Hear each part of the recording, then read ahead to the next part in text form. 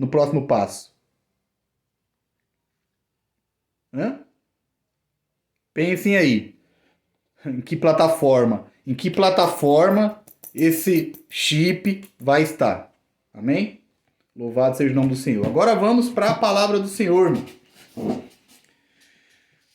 Deuteronômio capítulo 5, a partir do versículo 6.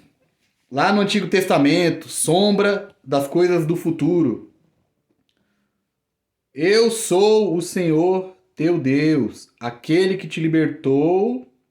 Se o Filho vos libertar, verdadeiramente sereis livres, disse Jesus Cristo, né? E fez sair da terra do Egito, da casa da escravidão.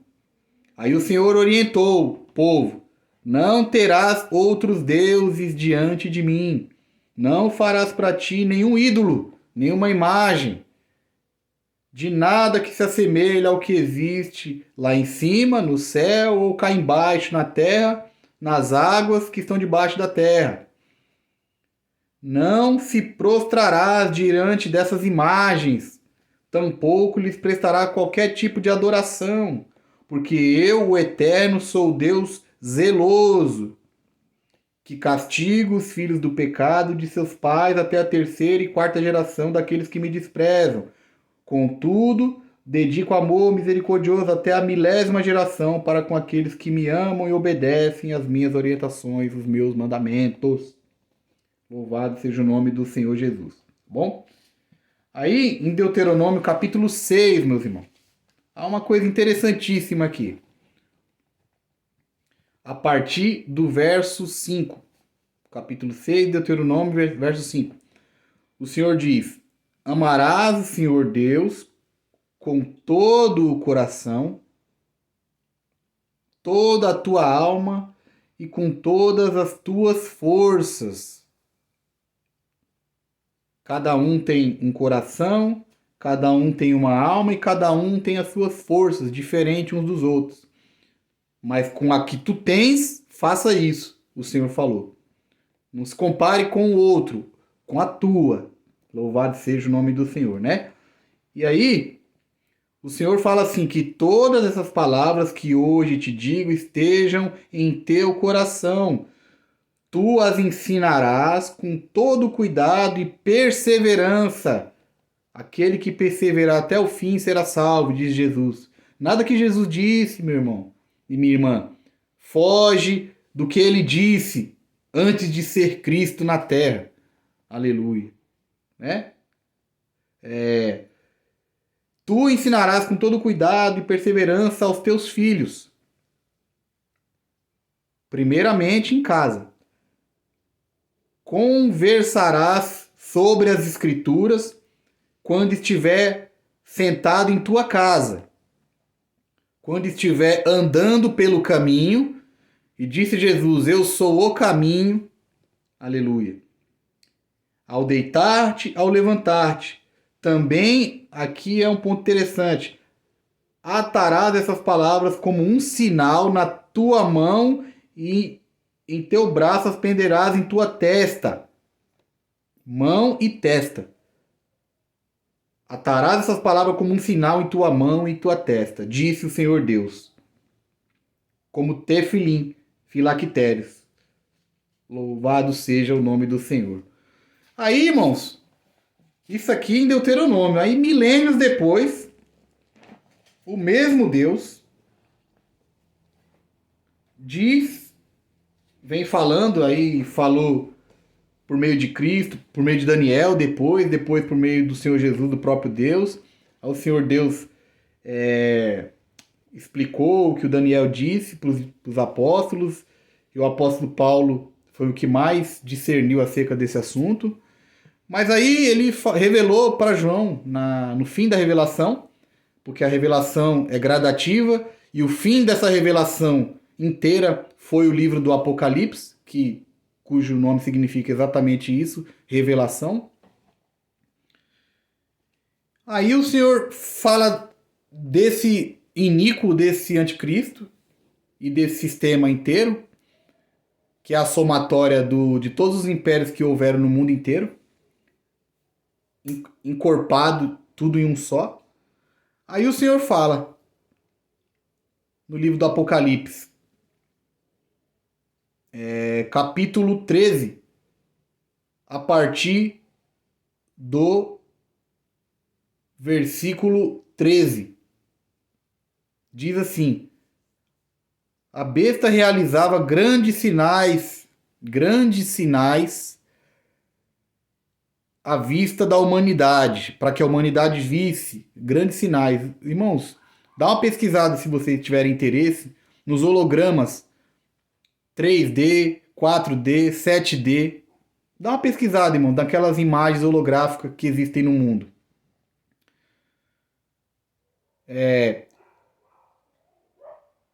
E por intermédio dos sinais que lhe foi permitido realizar em nome da primeira besta, enganou, iludiu, oticamente, porque era a vista dos olhos, né? Enganou, iludiu os habitantes da terra e ordenou-lhes que edificassem uma imagem. Olha aí a imagem de novo sendo levantada, né? Em honra à besta, que foi ferida de morte pela espada, contudo sobreviveu. Além disso, foi dado poder para dar fôlego à imagem. Né, irmãos? Essas imagens, sombra dessa, todas essas imagens que o diabo, através de religiões que ele mesmo criou, fez com que os homens edificassem de madeira, de ferro, de bronze, de pedra, etc. Todas elas não falavam. Ela é estática. As pessoas apenas se prostravam a ela e faziam as suas petições, né? Em vão, diga-se de passagem. Mas essa do fim dos tempos, ela vai falar. Vai ser uma imagem que fala. Vai ganhar vida, irmão. Né? Supostamente, né? Vai ganhar vida. Foi dado poder para dar fôlego à imagem dela, de modo que ela tivesse capacidade de falar. Agora ela vai se comunicar com os que supostamente conversam, adoram a ela e pedem a ela.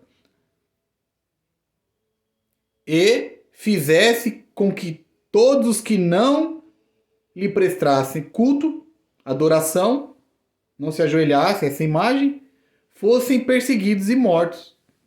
E ela obrigou a todos, pequenos, grandes, ricos e pobres, livres e os que estavam presos, a aceitarem certa marca na mão ou na testa, na mão direita ou na testa.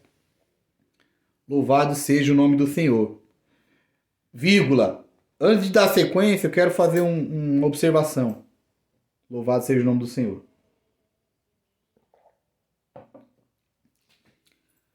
Há pessoas que entendem que essa marca da besta, há pastores, acadêmicos, né, estudiosos das escrituras, que, coisa que eu não sou, nem quero ser, louvado seja o nome do Senhor, acadêmico, nem teólogo, nem nada, sou apenas um seguidor de Jesus Cristo, né, esperando a redenção pela graça de Deus, mas eles acreditam e falam que a marca da besta não é literal, que a marca da besta na mão e na testa é o modo de vida das pessoas.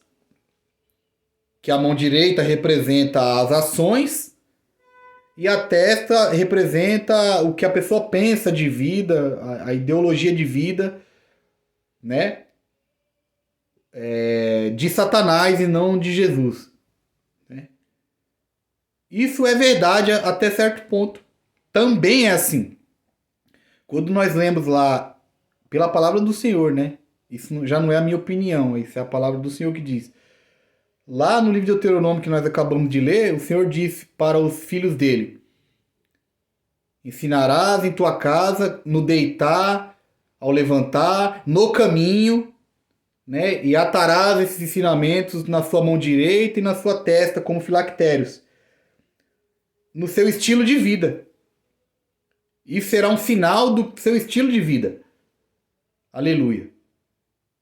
Então, isso tem verdade até aí. Realmente. A marca da besta também é o modo de pensar e o modo de agir das pessoas. Mas o Apocalipse vai além. diz que ela também é literal. Além de ser um modus operandi de vida, ela é também literal. Se não, vejamos, certa marca na sua mão direita ou na testa, vírgula, a fim de que, ou seja, com o propósito de que ninguém pudesse comprar nem vender. Comprar e vender é literal. Ninguém compra e vende nada espiritual. Né, irmãos? Quando nós vamos no mercado, a gente compra o quê? Literal. A gente pega no produto, põe no carrinho, paga e traz para casa e consome. É literal, não é espiritual. Então a marca da besta é ideológica, espiritual e literal. É esse tripé. Ideológica, estilo de vida e de ação, espiritual e literal. Louvado seja o nome do Senhor. Para que ninguém pudesse fazer nenhuma transação financeira se não tivesse essa marca em sua mão direita, porque a maioria das pessoas do mundo é destra, isso é normal. E quando eu digo processo gradativo da marca da besta, nós que temos conta em banco, qual é a mão que nós aproximamos do caixa eletrônico para poder utilizar o cartão no caixa eletrônico? Nós inserimos o cartão, que na verdade se trata do chip. Né? Esse plástico aqui não faz nada, quem faz toda a transação é o chip. Nós inserimos o chip na máquina e depois aproximamos a nossa biometria, a mão direita, porque a maioria das pessoas é destra no mundo. Né? E a testa, como fica, irmãos? Bom, irmãos, eu vou dizer para vocês a minha opinião, não quer dizer que eu esteja certo. Eu observo, irmãos, por exemplo, no prédio em que eu trabalho, para a pessoa acessar o elevador para subir nas dependências do prédio, antes era um cartão. A pessoa chegava com o cartão, aproximava, liberava a catraca, a pessoa passava pela catraca. Do ano passado para cá, eles colocaram um leitor biométrico. Que agora a pessoa não aproxima mais nada. Ela tem que aproximar a testa. Ela chega na câmera, aproxima a testa. E um detalhe interessante que eu observei foi que foi colocado o leitor que lê a testa, a fronte, foi colocada um pouco abaixo da estatura da maioria das pessoas, dos brasileiros. De modo que a pessoa tem que fazer assim, como se fosse uma reverência, se curvar e aproximar o seu rosto daquele leitor, se curvando e aproximando a sua testa daquele leitor, aí é propiciado a ela poder entrar e acessar os elevadores e subir para o prédio. Isso a gente observa, irmão, pelo Espírito Santo, as coisas acontecendo em nosso derredor. Então, irmãos, é isso. E o dispositivo, irmãos, eu falo isso com absoluta certeza, o dispositivo receptor que vai receber essa transação, quando se chegar esse momento, já foi criado, que é o QR Code. O código de barras, nesse processo gradativo, foi o primeiro. E o QR Code é a evolução desse código de barra. Louvado seja o nome do Senhor. E do QR Code, a gente vem falando há um tempinho, uns 3 anos mais ou menos, sobre ele. Louvado seja o nome do Senhor. Então, esse dispositivo QR Code é o dispositivo receptor da marca. E já está aí, funcionando a todo vapor. Irmãos? Por enquanto, a gente aproxima o celular do QR Code para fazer transação, para pagar, para acessar um site. Quando for esse período, a pessoa vai aproximar a sua mão ou fazer essa reverência no QR Code. Louvado seja o nome do Senhor. E vai entregar a sua vida. Para salvar a sua vida, para salvar a sua subsistência nesse mundo, a pessoa vai se entregar a essa marcação, né? E aí o transhumanismo, que é a mistura da tecnologia com o barro, mistura do ferro com o barro, a pessoa vai se entregar de corpo, alma e espírito para o propiciador dessa marca, que é o anticristo. E ele vai contra tudo que se chama evangelho. Todos os preceitos, doutrina do evangelho, ele vai contra nesse novo mundo que ele está criando. Todos os padrões, todas as estacas fundamentais da palavra de Deus, ele vai contra. E contra os que, consequentemente, as praticam. Que, no caso, é a igreja de Deus na terra. Louvado seja o nome do Senhor. E esse tempo, irmãos, está bem próximo, mediante essas evidências que nós trouxemos aqui. Você pode observar ao seu derredor se isso é uma realidade ou é uma fantasia ou é uma utopia. Louvado seja o nome do Senhor. Nós estamos entrando nesse período.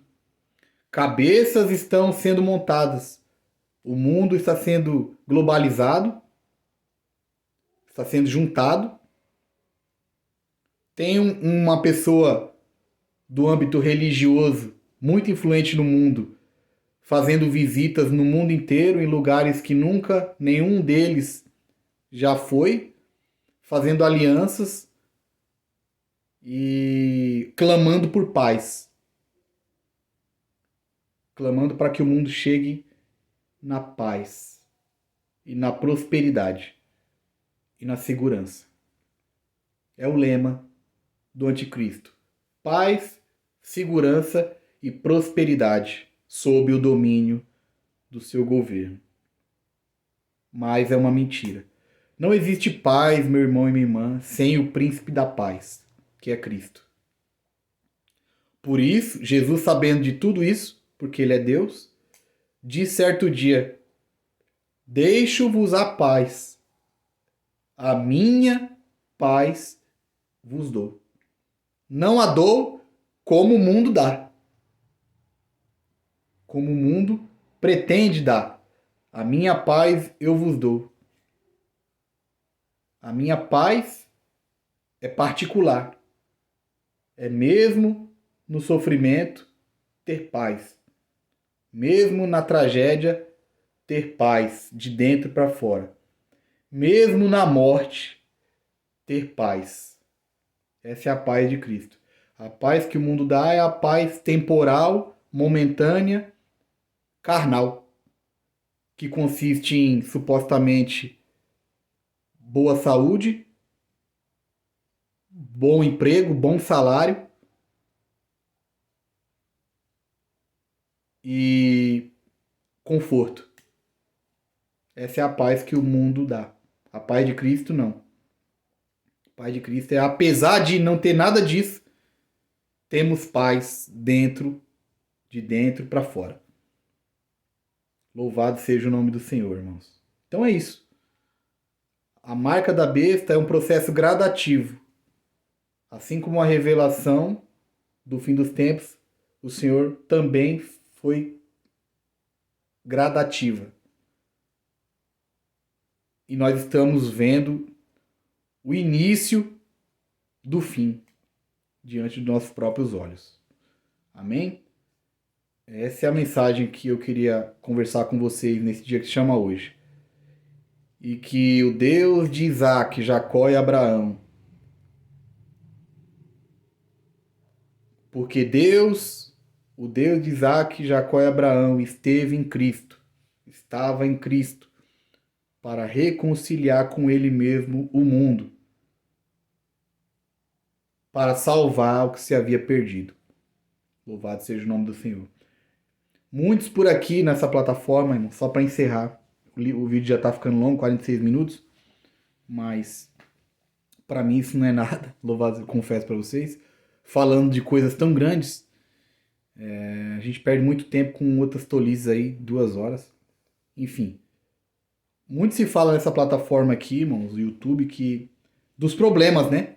Da nova ordem mundial e tudo é verdade, irmãos, né?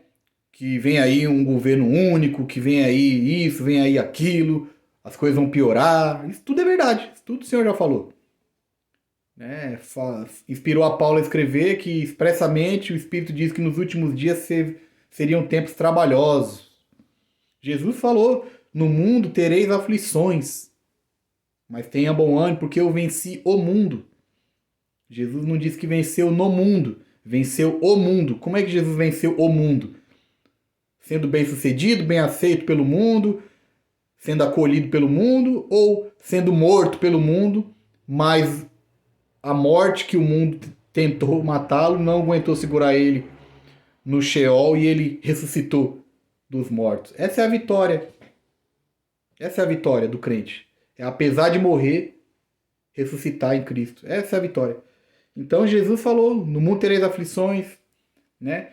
Ele falou: vigiai, vigiai, observai, né? Estejai atento, não estejais alienado, né? Vigiai e orai. Por quê? Porque os dias são maus. Os dias não são bons, são maus. Né, irmão? Segundo muitos, hoje Jesus era muito pessimista, né? E o apóstolo Paulo também. Então, por aqui eles falam: não, o mundo vai piorar, vai vir o caos, etc. Mas eles não te dão a solução, meu querido. Não adianta você falar meia verdade. Tem que falar a verdade completa. A verdade completa é: o mundo vai piorar, não vai melhorar. Tá, irmãos? Porque Jesus disse que é necessário que essas coisas aconteçam para que se cumpra a sua palavra, para que ele puna quem ele terá que punir e para que ele salve quem tiver que salvar. E faça um novo céu e uma nova terra, onde aí sim habitará a justiça. Porque aqui não habita a justiça, irmão. A justiça aqui é de quem paga mais. Louvado seja o nome do Senhor. Essa é a justiça que funciona nesse mundo, nesse sistema. Então, qual que é a verdade completa para finalizar o vídeo? É que virá o caos, virá tempos difíceis, porém há uma saída, querida. A saída é Jesus. A saída é você entregar a sua vida a Jesus. Arrepender-se dos seus pecados, confessá-los a Ele, humildemente, e Ele escreverá o seu nome no livro da vida. E ainda que você morra no meio desse processo, tu viverás. Essa é a solução, a única solução. Amém, irmãos?